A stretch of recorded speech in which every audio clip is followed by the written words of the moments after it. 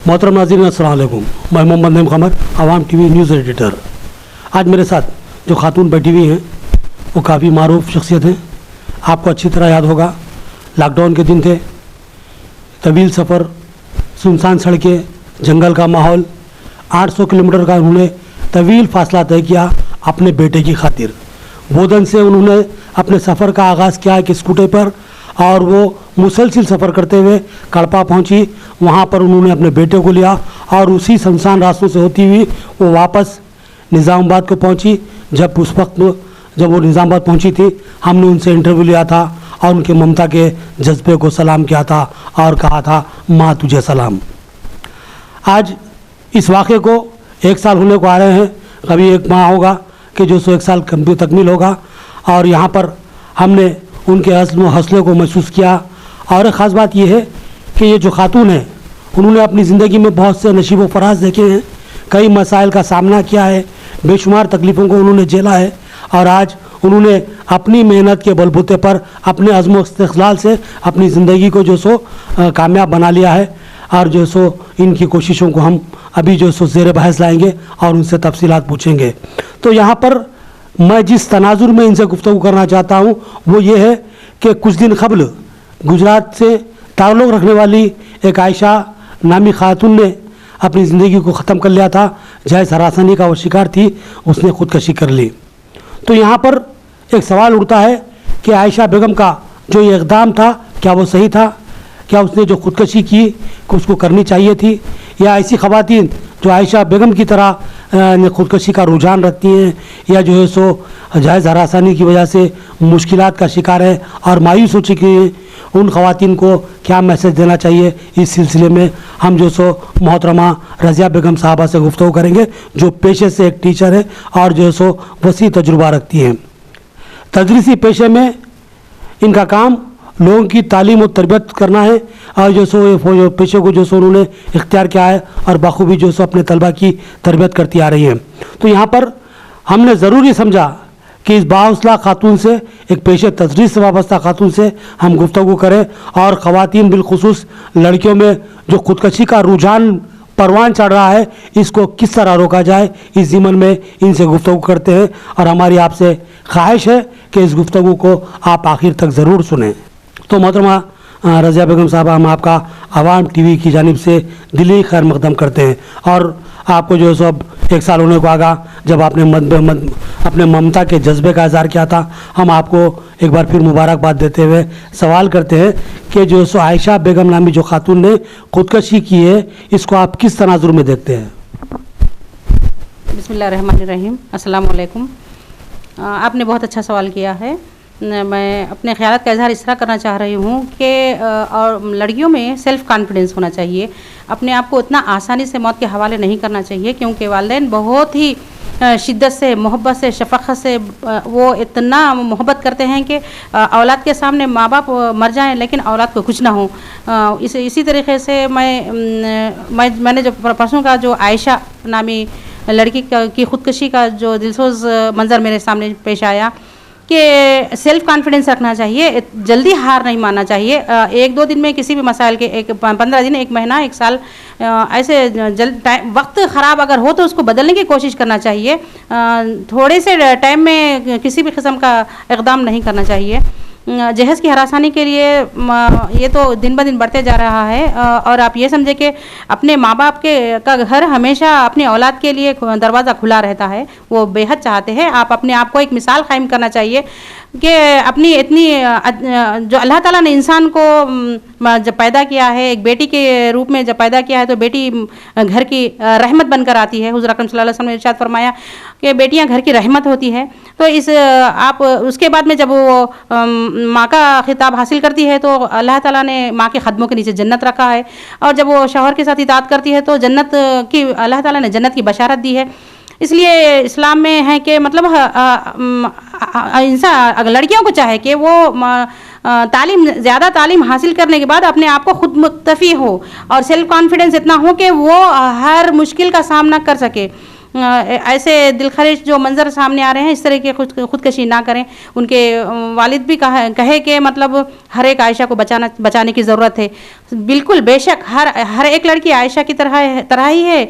अपने आप को, अपनी कीमती जानों को खोए बगैर सेल्फ कॉन्फिडेंस को बढ़ाते हुए हालात को तब्दील करके ज़िंदगी में हौसले के साथ जीना ज़िंदगी का नाम है। मैं ये कहना चाहती हूँ आपको। मोहतरम नाजरीन, यहाँ पर मोहतरमा ने यह कहा कि हौसले हारना मुनासिब बात नहीं है, बल्कि जो सो बिल्कुल अज़्म इस्तक़लाल के साथ हालात का मुकाबला करना चाहिए।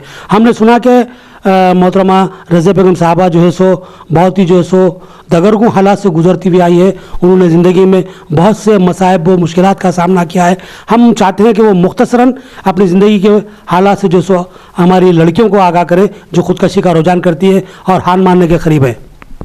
बिल्कुल, ख़वातीन लड़कियों को चाहे कि वो हार ना माने और अपने सेल्फ कॉन्फिडेंस को बढ़ाएं। मेरे भी ज़िंदगी में कई नशे व फ़राज आए हैं। सर ने कहा था कि मतलब मेरी खुद की अपनी तालीम 10th के बाद में मेरी तालीम तर्क कर दी गई थी। 1 साल गैप के बाद फिर मैंने 10th की तालीम हासिल की। फिर उसके बाद private inter first year second year Nizamabad आकर प्राइवेट एग्ज़ाम लिखा था। फिर उसके बाद में मैं anganwadi schools, non formal education से टेलरिंग सेंटर्स, मुख्तलिफ़ किस्म के सेंटर्स को कायम करके लड़कियों को आगे बढ़ाने के लिए मैं हमेशा से कोशिश करती रही। मेरी यही कोशिश रही कि लड़कियां हर मैदान में आगे किसी न किसी तरीके से खुद मुक्तफ़ी हो, कि जैसा कि तालीमी मैदान में हो या किसी कमाई माशियत के मैदान में हो, सियासी मैदान में हो। मर्द से औरतें कम नहीं हैं, ये समाज को दिखाना है।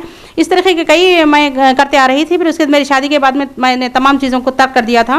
मेरे शौहर एक गवर्नमेंट टीचर थे। फिर उसके बाद में मेरे साथ भी कई ऐसे वाक़यात पेश आए जिसकी वजह से मुझे फिर से एक मरतबा फिर आमदनी कमाने के लिए आगे बढ़ना पड़ा। इसलिए मैंने TTC का एंट्रेंस लिखी। तब मैं कई मसाइल से गुजरी, क्योंकि मैं प्रेग्नेंट थी। मेरे 9 महीने की ट्रेनिंग, फिर मेरे 9 महीने की प्रेगनेंसी भी थी, 9 महीने की ट्रेनिंग भी थी। उन हालात में भी मैं दूध बौली से चंचलगुड़ा जाकर ट्रेनिंग हासिल की। इसी तरीके से फिर मैं ट्रेनिंग कंप्लीट होने के बाद DS एग्ज़ाम लिखने के बाद में मैं आज टीचर ट्रेनिंग कंप्लीट होने के बाद में एक टीचर की हैसियत से मुलाजिमत कर रही हूँ। कि मतलब कई मसाइल आते हैं ज़िंदगी में, कई एक मसाइल आते हैं, मगर हर मसाइल का हल मौत नहीं होता। हर मसाइल का डट के मुकाबला करना चाहिए।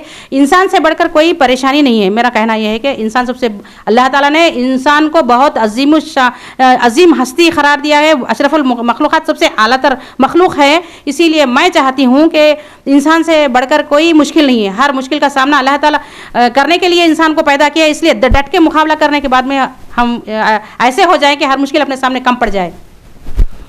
मोहतरम नाज़रीन, जैसा कि आपने सुना, मोहतरमा ने बिल्कुल मुख्तसरन अंदाज में अपनी ज़िंदगी के हालात सामने रखे। एक और कीजिए कि एक हामिला खातून, तवील फासला, दूध बौली से चंचलगुड़ा, हैदराबाद की बात कर रहा हूँ मैं, दूध बौली से चंचलगुड़ा एक तवील फासला है।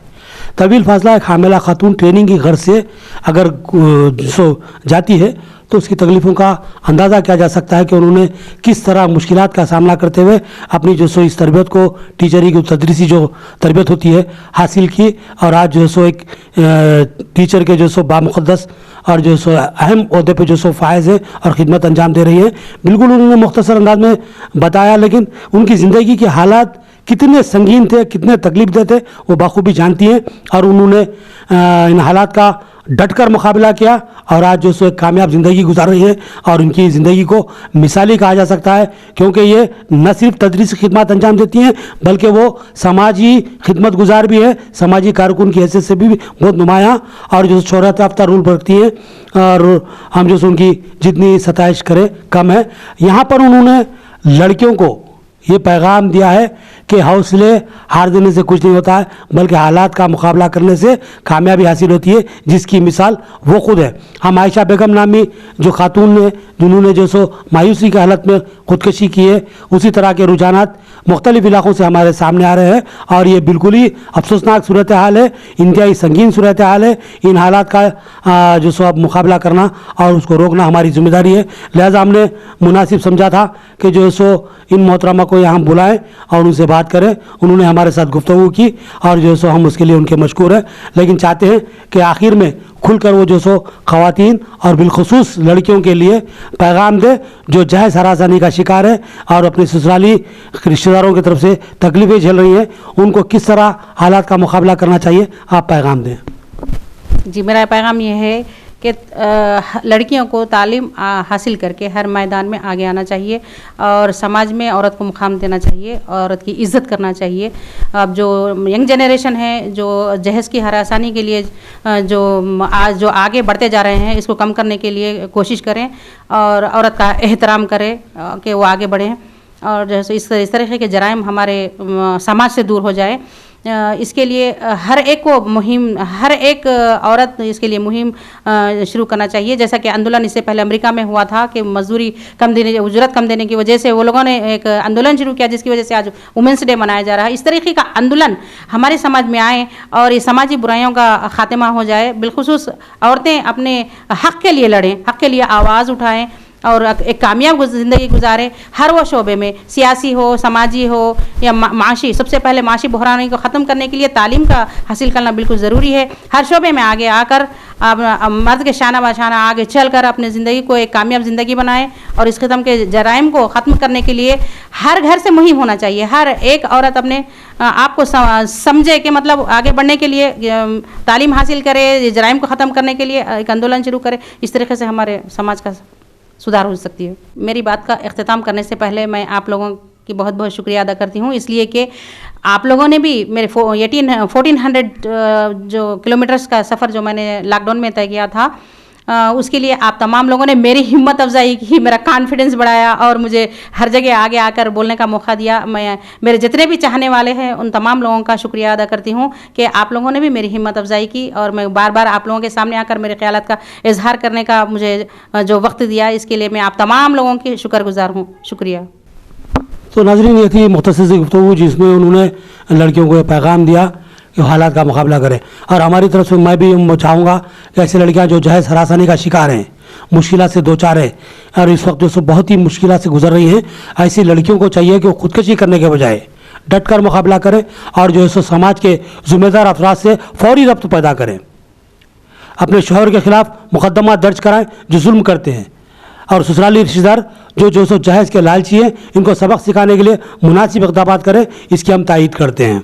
लेकिन इसका हल खुदकशी नहीं है, लिहाजा ऐसे जो सो जहन को जो सो तर्क कर दें और जो सो हालात का मुकाबला करने की अपने अंदर जो सो ज़हनी सलाहियत पैदा करें और हमें अब इजाज़त दीजिए। अल्लाह।